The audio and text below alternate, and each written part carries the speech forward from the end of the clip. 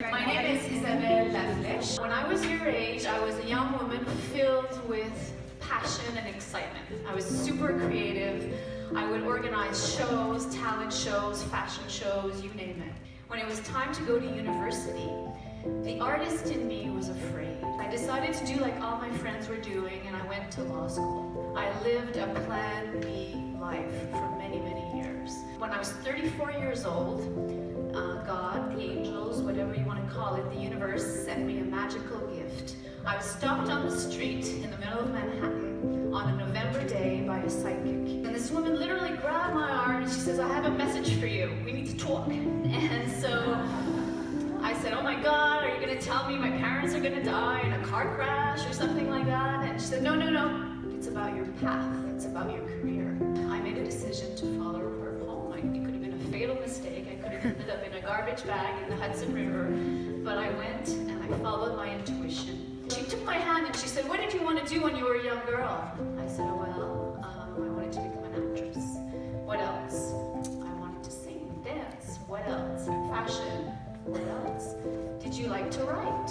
"Oh yeah." She said, 5 years ago, you were supposed to write a book and it was supposed to become a massive bestseller all over the world, and you missed it. And so I just looked at her with an empty glare on my face. And when I left her apartment that day, I knew she was right. So it took a long time, but I resigned from my job, moved back to Montreal, signed up for creative writing classes at Concordia, started writing a book, and it's a story of a young woman who moves to New York and realizes she doesn't like her job, and she meets a psychic on the streets of New York City. And lo and behold, 2 years later, my book became published and became a bestseller.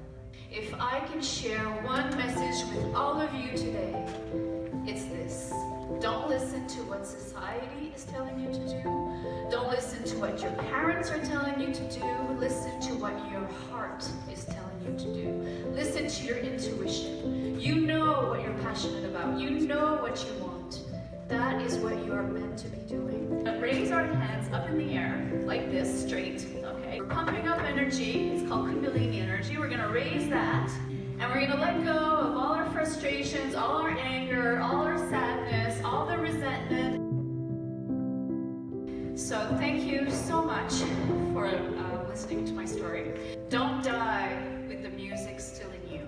And that's what I would like to leave you with. Thank you very much.